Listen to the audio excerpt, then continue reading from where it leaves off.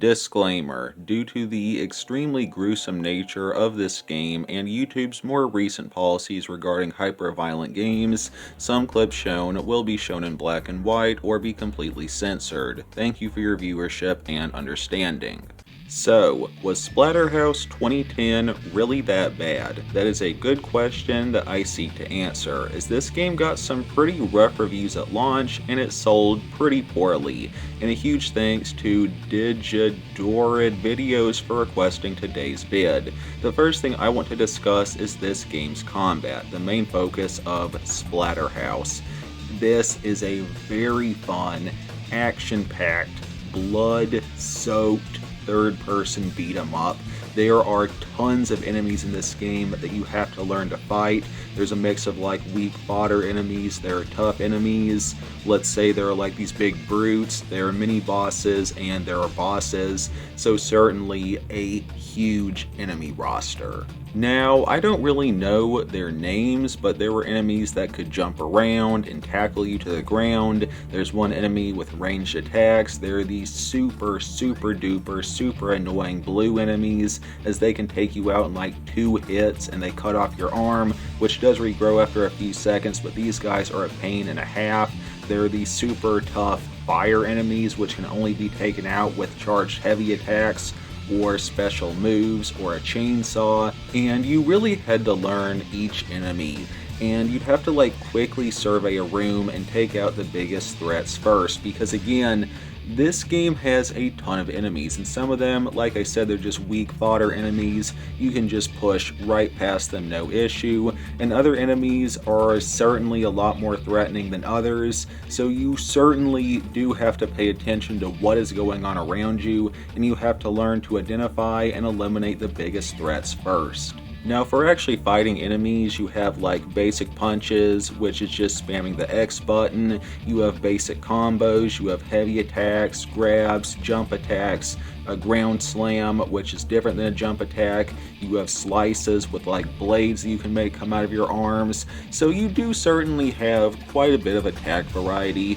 Again, like I said, you have like just basic punches, which is just mashing X over and over again. You have heavy attacks, which can be charged for extra damage. You have a couple different grab attacks, lots of different moves. And also, this game has a ton of weapons that you can pick up and use. Maybe not quite as many as something like Charlie Murder, but this game certainly has quite a few weapons for you. For one, you can pick up enemy limbs after you dismember an enemy, and you can use that as a weapon. Like, you can decapitate some enemies, pick up their head, and use it as a weapon, or you can pick up their arms and use that as a weapon. You also have things like machetes, baseball bats, a frickin' chainsaw, a really powerful shotgun, and more. Now, for the shotgun specifically, you really do need a upgrade that increases its rate of fire before it's a really good weapon, but even without that upgrade, it does a lot of damage and is the only ranged weapon in the game. I mean, technically there are a couple other ranged weapons, as there is like one type of enemy head that you can pick up and throw, and you can also pick up the eyeball of a certain enemy and throw it, but realistically the shotgun is your only ranged weapon. Now, some attacks will require blood, and you also refill your health bar with the blood siphon attack. So basically, the way this works, you kill an enemy and they drop a pool of blood, and your character absorbs this, and this will charge up the meter that you see in the left-hand corner of the screen. And for every bar, basically, you can do a certain attack. For example, the blood siphon requires 1 bar, the slice attack, the ground slam attack, these all require 1 bar of blood. And also, this game has a rage mode, which is once again fueled by blood. You need a minimum of 3 bars full before you can activate it, and this kind of reminded me of like the rage mode on Prototype, and this was basically you turn into this even bigger juggernaut. You can take almost no damage or almost completely invincible, and you deal hyper damage. The rage mode was certainly pretty cool. Now, this game has a upgrade system, and you buy upgrades using, once again, blood. and you can buy things like extra health, you can increase your weapon durability, unlock longer combos, etc. Now, the blood here is different than the blood on your health bar, if that makes sense. Like, it's not like you have to spend your money on your meter. There are two different kinds of blood, basically. There's the one that you can use to buy upgrades, and the one that goes towards your meter. Now, getting back to upgrades, I highly recommend maxing out your HP and your blood bar capacity ASAP. You're gonna need this. And I also highly recommend getting the upgrade that makes you invincible while rolling. This is great for bosses, and you're certainly going to need it. And this is not a particularly easy game. You know, a lot of basic enemies can be a significant threat. Now, this isn't a hard game, but it's not super easy either. Now, if you want to get some extra blood during combat, you can pull off very, very gruesome splatter kills. Basically, while certain enemies are red, they're weakened, they're stunned, you can grab them and perform some QTEs, and if you're successful, you get a very, very gruesome kill and an extra blood payout. And these splatter kills could be like, let me think of a guideline friendly way to say it. You could detach arms from a being, you could rip off the part of their body that they used to see. Definitely a very gruesome game that definitely earned its M rating. Now for the story to this game is pretty interesting, and it did keep me definitely wondering what was going to happen next. I was like, okay, what's going to happen now? What's going to happen now? That being said, the ending was kind of weak, but to be fair, this isn't the kind of game that you play for the story, but overall, the story was pretty solid in my opinion. Shifting topics to talk about level design, there are 12 levels in total, and most of them are pretty good and creative. Now, every once in a while, these 2D side-scrolling sections were thrown in.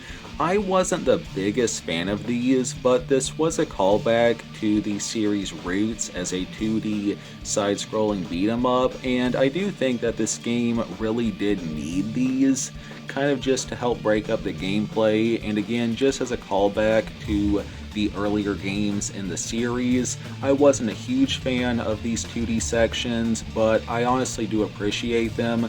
Not the best thing in the world, but they really did help the game as a whole, if you ask me. Now, that being said, there was this random puzzle that was randomly thrown in on level 11. It felt really out of place. It was really screwy.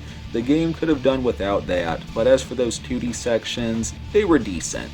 Now, this game has some really cool environments, like taking place in a mansion or a super demented circus and other places. So again, this game could get pretty creative. Now, that being said, there was some wonky 3D platforming from time to time, but thankfully that wasn't a big deal. Now, hidden around the levels, there are things like audio files and collectible pictures of Jennifer, who is your character's girlfriend. Now, many of these were of the 18+ variety, but several were actually pretty wholesome, and they helped you learn about the relationship of your character Rick and his girlfriend, and some of these really did help add to the story. Now, as for game length, this game was maybe 10-ish hours on the normal difficulty. Of course, there are several difficulties to choose from, but normally for my reviews, I play games on whatever the medium or normal difficulty is. And after you beat the main story for the first time, you unlock a new mask. Now, the Xbox version and the PlayStation versions both have their own cosmetic mask, which is exclusive to that platform. I personally think that the Xbox version, that the Xbox unlockable bonus mask looks way cooler than the PS3 version does, but that is just my opinion. And the description of the mask actually jokes about the red ring of death. It says something like, wearing this mask will make you leave a red ring of death everywhere you go, or something like that. I don't know, it was pretty funny. Anyways, as you progress in the game, in addition to the main story, you unlock a wave horde-based survival mode, and my regular viewers know that I am a sucker for horde survival games. We're talking like Skur Ritual, Killing Floor, Barricade, COD Zombies. If it's a horde-based survival mode, count me in.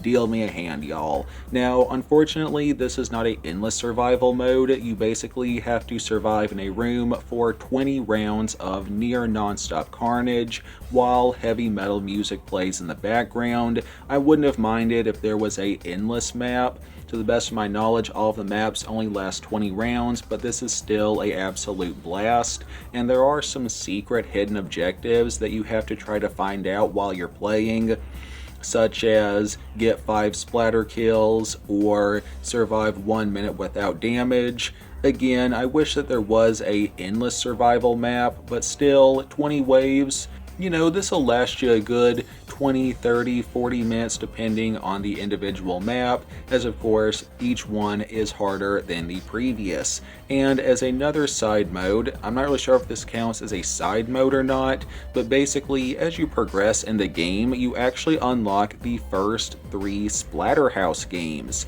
Now, again, these are unlockables. They're kind of off to the side. You don't have to play them, but this was something that is really, really cool in my opinion. And like, especially when you consider how expensive the original 3 Splatterhouse games are on the Genesis, I want to say that they are pretty pricey.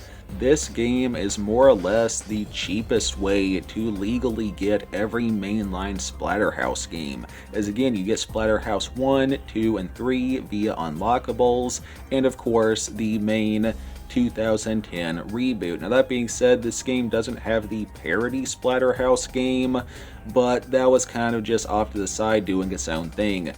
And this game is going for something like $55 on average CIB according to price charting, and that is like legally the cheapest way you are going to get every single Splatterhouse game, especially when you consider that these were never really ported to anything. They were ported to the Genesis, and that was it. They're not on PC, they're not on the Dreamcast, they're not on the Saturn. This is pretty much the only really affordable legal way to get every single Splatterhouse game. Now again, like I said, price charting says this game is like $55 on average. I personally paid about $70 CIB using store credit, but still not a big loss, you know, like a $15 above book value price. But again, you get a lot of bang for your buck with this title. And the way that Namco added these games as bonus unlockables, this did make me think of a criticism that I had with Duke Nukem Forever. I think that Duke Nukem Forever could have and should have added the first 2 Duke Nukem games as unlockables, but unfortunately it didn't. So again, just some extra points to Bandai Namco here. Now performance-wise, this game mostly ran okay. There was some lag every now and then. There were some FPS drops.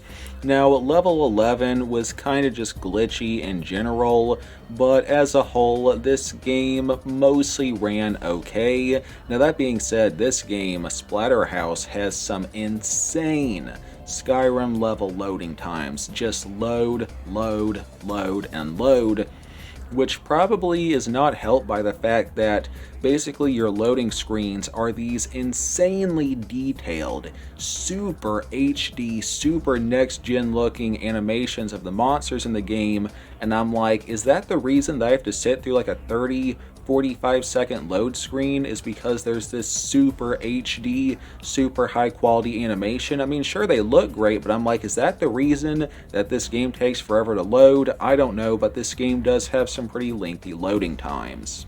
Presentation wise, this game has an amazing heavy metal soundtrack. I myself love metal and rock music. It's maybe not as good as something like Killing Floor 2, but the soundtrack is still amazing. This game looks pretty good graphically, and it has some beautiful cutscenes. The cutscenes look way ahead of their time, and the voice actors were great. Now, there was some funny dialogue tossed in every now and then, and there was actually even a Killing Floor reference tossed in at one point. 2 characters were talking or something like that, chat, and one of them mentioned something about Killing Floor. I thought that was pretty cool. But in conclusion, all things said, was Splatterhouse 2010 really that bad? I'm gonna say no. I mean, I had an absolute blast with this game. While it's not perfect, it did have a few iffy moments every now and then. This game is overall amazing, well worth the $70 that I paid for it, and it earns a 8.9 out of 10 by my grade scale. Very underrated game if you ask me. Now, as far as this game being a horror game, it's not really like a horror game, you know, like Dead Space or Shell Shock 2. You know, this isn't a game that's actively trying to scare you. It's more of just a gruesome horror game, if that makes sense. And as far as similar games that I could recommend, I would say like Killing Floor 1 if you just want an absolute bloodbath of a game filled with hard rock and heavy metal. But if you're looking for a game that's a bit closer to Splatterhouse and on the Xbox 360, I would say X-Men Origins Wolverine. That is a third-person hack and slash, a lot of action, very gruesome. You'll probably enjoy that game. Now, I normally don't take requests for such pricey games, but I just happen to already own this game, and I was thinking about making a couple videos on it, and then somebody requested that I cover it, and that was more or less just the nudge that I needed. Now, for those new here, I do mostly review and discuss Xbox 360 games, so do feel free to subscribe if that sounds interesting, and follow me on GameRam if you want hints at upcoming videos and behind the scenes stuff. Now, if you cannot tell, this video was not scripted. Some of my reviews I do script, but I am trying to slowly get away from scripts and more of just say what comes to mind while reading off of some notes. And overall, I had a lot of fun making this video. This game was a blast. I enjoyed it. Now, normally for my full-length videos, I generally have a Bible verse of the day at the end of my videos, but that just does not feel right to have a Bible verse of the day with Splatterhouse playing in the background. So I'm just gonna say, go watch some VeggieTales when you're done with this video. Go watch some VeggieTales later today or something. And like always, none of my videos are ever made by artificial intelligence. I proudly create my own stuff, keep YouTube human, and I never consent for my voice and likeness to be copied and altered by robots in any way. A huge thanks for watching, and if you stuck around to the end, and I would like to note that I do have a new pop filter for my mic that I'm trying out, so if my voice does sound a little bit different, that could be why. Thanks again for watching. God bless, take it easy, keep the 360 alive, peace. And you really had to learn